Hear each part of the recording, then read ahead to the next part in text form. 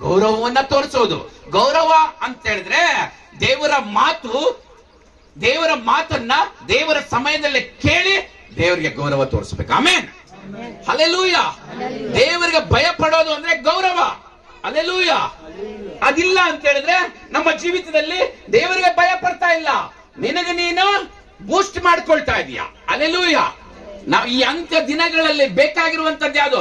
ದೇವರಿಗೆ ಭಯ ಪಡುವಂತವರು ಬೇಕು. ಆಮೇನ್, ಹಲ್ಲೆಲೂಯ. ದೇವರಿಗೆ ಭಯ ಪಡುವಂತವರು. ಅದಕ್ಕೋಸ್ಕರನೇ ಯೆಶಾಯನ ಭಕ್ತನು ಏನ್ ಹೇಳ್ತಾನೆ? 66ನೇ ಅಧ್ಯಾಯ 2ನೇ ವಚನ, 66ನೇ ಅಧ್ಯಾಯ 2ನೇ ವಚನ, ನಾನು ಕಟಾಕ್ಷಿಸುವವನು ಎಂಥವನಂದ್ರೆ, ಅಂದ್ರೆ ನಾನು ದೃಷ್ಟಿ ಇಡುವಾತನು, ನನ್ನ ದೃಷ್ಟಿ, ನಾನು ಯಾರನ್ನ ದೃಷ್ಟಿಸುವವನು ಎಂಥವನು ಅಂದ್ರೆ ದೀನನು, ಮನಮುರಿದವನು, ದೇವರಿಗೆ ಭಯ ಪಡುವವನು.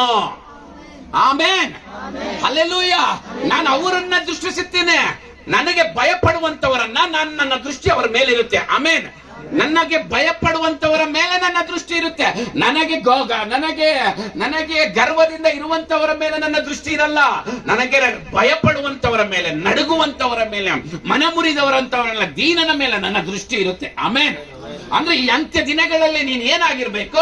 ಭಯ ಪಡುವಂತವನಾಗಿರ್ಬೇಕು, ಗೌರವ ತೋರಿಸ್ಬೇಕು. ನೀನು ಗೌರವ, ದೇವರಿಗೆ ಭಯ ಪಡ್ತಾ ಇದೆಯಾ ಅಂತ ನಿನ್ನ ಪಕ್ಕದವನಿಗೆ ರೆಸ್ಪೆಕ್ಟ್ ಕೊಡ್ತೀಯ, ಗೌರವದಿಂದ ಮಾತನಾಡ್ತೀಯ, ನಿನ್ನ ಪಕ್ಕದವರಿಗೆ ಗೌರವದಿಂದ ಇಡ್ತೀಯ. ಹಲ್ಲೆಲೂಯ.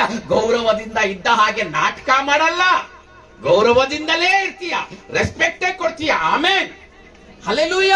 ಇದನ್ನ ದೇವರ ವಾಕ್ಯವನ್ನ ಕೇಳ್ತಾ ಇರುವಂತ ಪ್ರಿಯ ದೇವರ ಮಕ್ಕಳೇ, ನೋಡಿ, 2ನೇ ಪೂರ್ವಕಾಲ ವೃತ್ತಾಂತ, ಎರಡನೇ ಅರಸುಗಳು 22ನೇ ಅಧ್ಯಾಯ 19-20 ವಚನಗಳಲ್ಲಿ, 2ನೇ ಅರಸುಗಳು 19ನೇ ಅಧ್ಯಾಯ 22ನೇ ಅಧ್ಯಾಯ 19-20 ವಚನಗಳು, 22ನೇ ಅಧ್ಯಾಯ 19-20 ವಚನಗಳು. ನೀನು ನನಗೆ